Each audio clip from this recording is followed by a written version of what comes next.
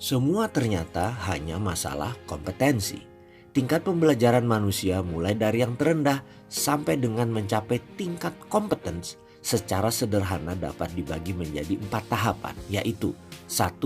Unconscious incompetence. Nomor 2. Conscious incompetence. Nomor 3.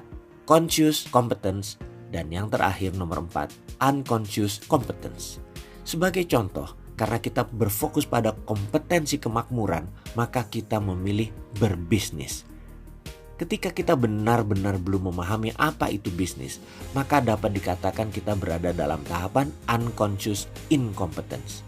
Ketika kita memahami manfaat dari memiliki uang yang banyak dari bisnis, tapi kita tidak tergerak sedikit pun juga untuk melakukan hal ini, maka kita berada dalam tahapan conscious incompetence. Sadar, tahu, faham, tapi tetap tidak memiliki kompetensi.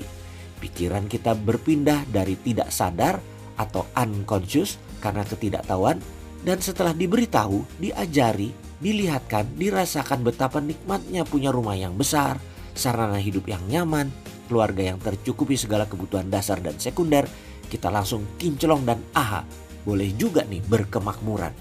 Ketika kita memahami manfaat dari bisnis, lalu kita mencoba untuk melakukannya secara susah payah.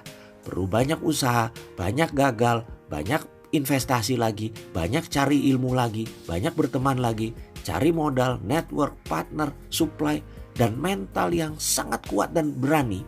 Seringkali terhenti untuk kemudian memulai lagi dari nol kembali. Itu menandakan kita sudah mencapai tahapan conscious competence, tahap ketiga.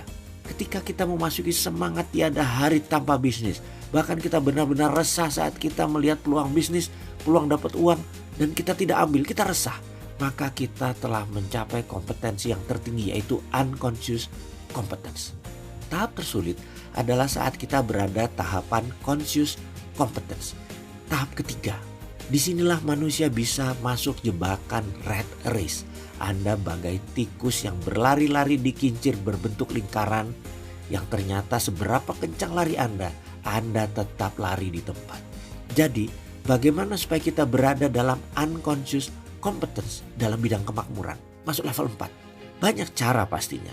Kita dapat menetapkan cara lambat yang alami atau cara cepat untuk meningkatkan kompetensi ini. Dan akhirnya semua kembali pada kita.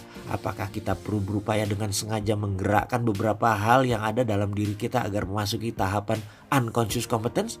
Atau kita sudah merasa nyaman dengan hidup kita secara alami serta berserah diri pada pihak lain?